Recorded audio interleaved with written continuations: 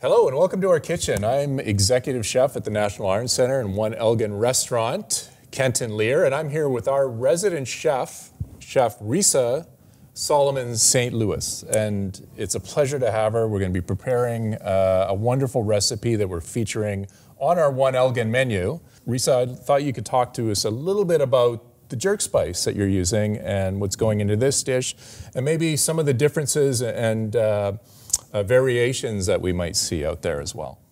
Okay, well, thanks so much, Kenton. It's really exciting to be a part of the resident chef program here at the NAC.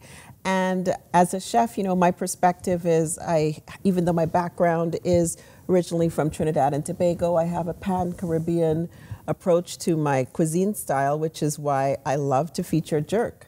So jerk is most associated with Jamaica.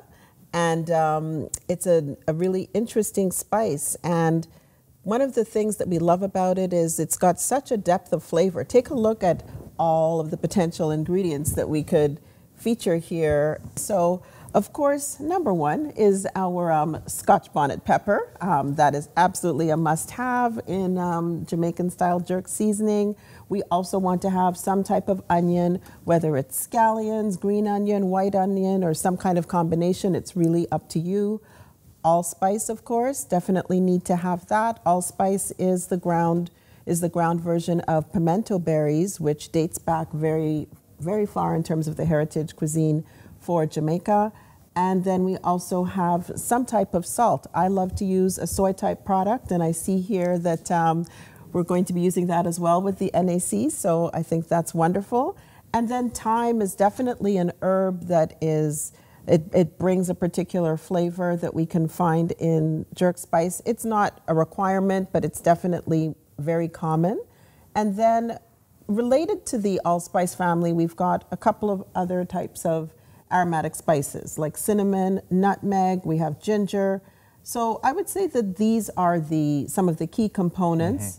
And then you can choose to add in honey or some brown sugar to add a bit of sweetness, and then you get that caramelization when we're cooking it. And the other great thing about it is the versatility. Like, it pairs so well with a lot of things, you know, and, you know, if we're talking proteins, today, you know, we're pairing it with, you know, a very Canadian ingredient, salmon, but you know, goes well with, you know, chicken, pork, you know, other things as well. Well, let's get into the recipe then. We've got some jerk salmon, and you wanted to explain sort of the process ahead of time of how you prepare the salmon before we actually go to cook it.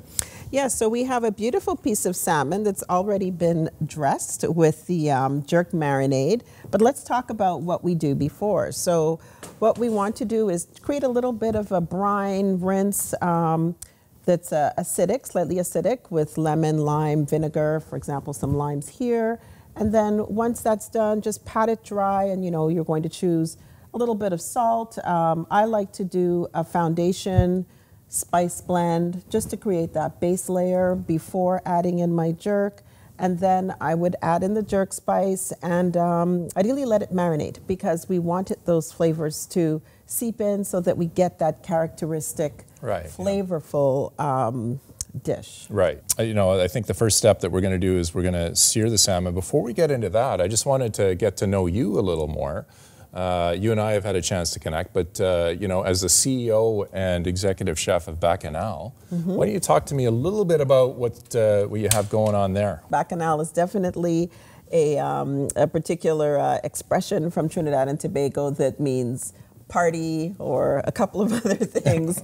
But at Bacchanal, you know, we're really excited about giving people a taste of the Caribbean lifestyle.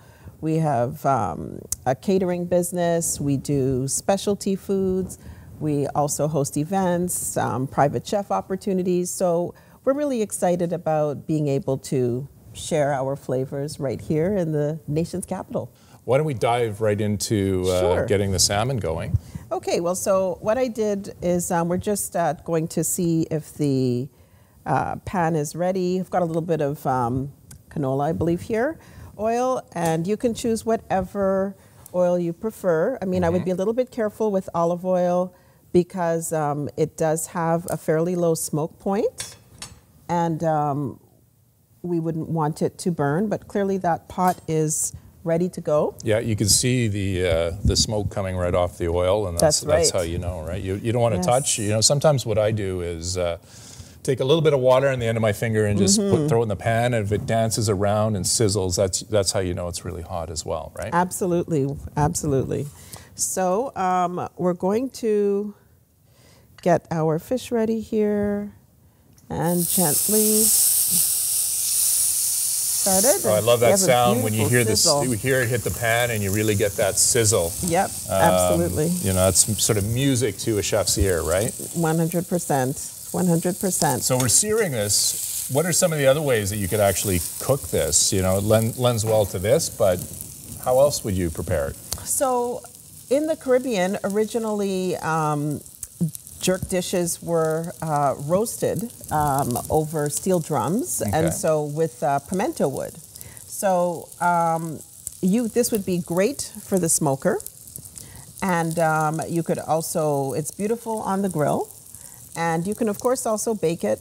There are a number of different ways that you can introduce those flavors, but definitely having an opportunity to get a bit of that sear, a bit of that char on it, that's delicious. Yeah, I love that idea of really the smoke. I think that would be really nice, you know, with the sweetness from the tamarind sauce, which we're going to have, the spice, the other flavors from the jerk. I think that would be really nice. I think we're probably ready to give that a little turn.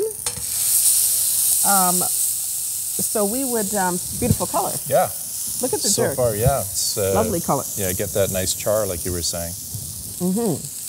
Yeah. I know when I cook my salmon, I like to leave a little bit of pink in the middle, you know, maybe kind of medium, almost to medium rare. How do you like doing yours? Probably a little bit further along, a little bit past medium for me. Yeah. But that's just a personal preference. Yeah. Yep. Everybody to each his own. I mean, and of course we know that fish is composed primarily of water, so it's definitely a very quick dish to cook. And right here in Canada, with access to beautiful salmon, it's also a healthy alternative. And I think, you know, if you were to pan sear it like this, once you get that char on, maybe you would want to just throw it in the oven for a minute or two, just to really kind of cook it through a bit more. Absolutely. And always, so I think that, you know, in terms of what we'd want to do on the outside, it's probably... yeah, that's looking really nice. Yeah, it's got that nice dark char. Looks flavorful, smells wonderful. You really get that aroma from a lot of the spices from the jerk. You'd be the star of the grill if you cooked this in the backyard in the summer. Well, why don't we move on to the next part of the process here? Okay, Risa, we've finished our salmon. We're good to go. Now, there's a lot of options we could probably serve that with. Right now, what would you recommend? What are some of the nice accompaniments to this dish?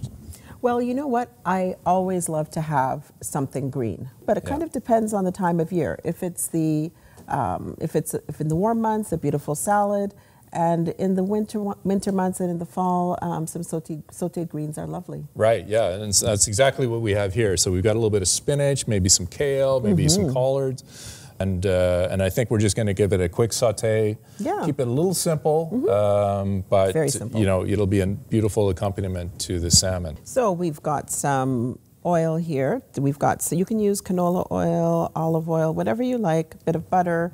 It's really up to you. And then what I like to do is to have a little bit of onion, a little bit of garlic. So right in the pan, you get that nice sizzle and that aroma right away. Yep. So garlic is, the garlic is optional. This is a fairly high heat, so we're going to want to get those greens in there fairly quickly. Let me help you with that. Thank you so much. Yeah, that's great. Yeah. And of course, we know that the greens are going to reduce. You know, and I love the color too, right? Like they darken right up. Absolutely. Yep, and it's nice to have a bit of a mix, you know, to get some texture in there, some variety. We've got the kale, we've got the spinach, and as you said, it could be collard. Swiss chard is another favorite. Right, yeah. The great thing about doing the greens is that we don't need too much in terms of the seasoning because we've already got a dish that's Right. so intense in Yeah. terms of flavors. Yeah. You know, if you were serving a beautiful jerk salmon, what type of sauce or what are some of the sauce options that you would have for that? So a couple of things. You could choose something that has more of a more acidity and tartness, like a cucumber chow. We also have that Right, on yeah. the menu. That's cucumber acids, bit of salt, bit of hot pepper. You could choose something that is, you know, more savory, like an aioli. Yeah.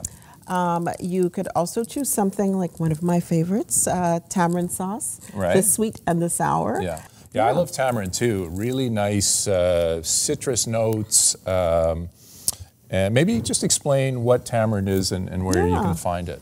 Well, so we won't find it here in the Yeah, backyard. no. Doesn't grow here. It's a tropical fruit.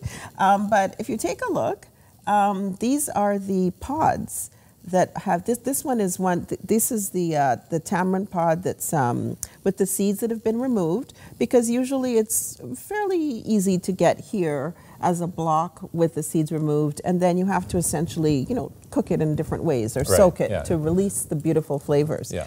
But it is extremely tart. Yeah. So if you're looking for something that is low sugar and very tart, if Yeah. that's your palate, Yeah. well, then tamarind is a great option for that. But often you do want to add something to sweeten it or combine it with dates is very common. Yeah. And it's very popular in Asian style cuisine. Yeah.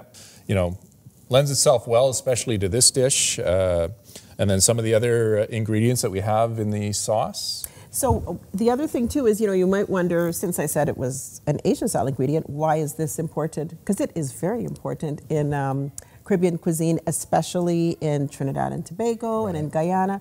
And that's because in those particular Caribbean countries, there's a very high Indian population that's of East Indian Okay, heritage. And so we see that in Trinidad and Tobago, that the cooking very much overlays with some East Indian influences Yeah. as well. Of course, the African cuisine that's expected and you see across a lot of the Caribbean where that's influenced, but absolutely the condiments, the tamarind, it is a very special and important ingredient in Trinidad and Tobago. And so the other ingredients that you would commonly find in the tamarind sauce, you would find some different aromatic spices, sometimes a little bit of a kick. For example, in mine, I use cumin seed, dried chilies, fresh ginger, some type of dark or light brown sugar. So those are the main elements for me in terms of our tamarind sauce. And of course, as a Trinidadian, I like to hit it with a bit of rum.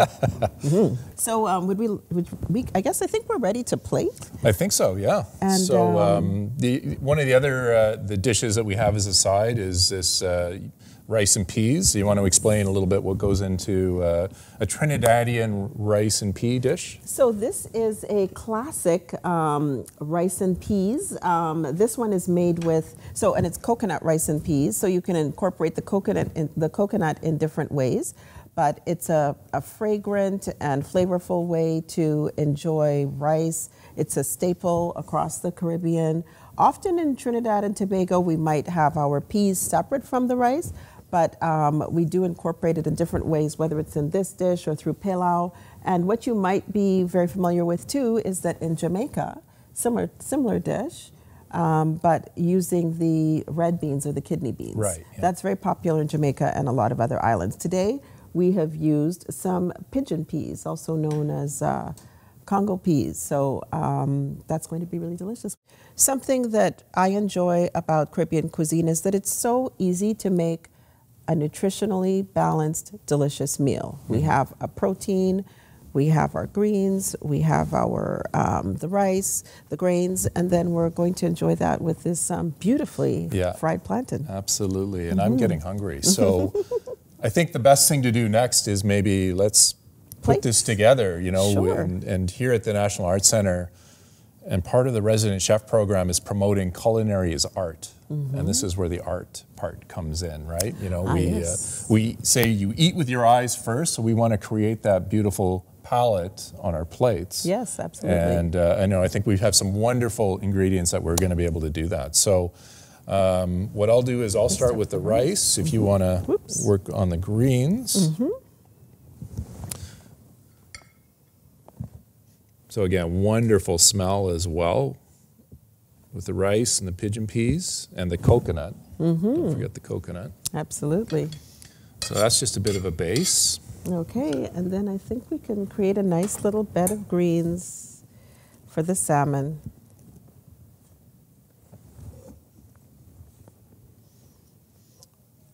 Yeah, again, really beautiful color on the plate. Nice and fresh. And then the star of the show is our salmon. Would you like to do the honors with the sauce? And then we've got this wonderful tamarind sauce, which we're just going to nap that with. Those wonderful flavors. And then the... I don't think that this dish is complete without... No, you want that nice texture, right? The crispiness, of the fried plantains and that wonderful flavor. Well, thanks so much, Chef Thank Risa. you very much. It was wonderful cooking with you. Great job. Don't you think? Yeah, excellent. Yeah. Well, thanks so much again. Thank you for having me. You bet. Thank you.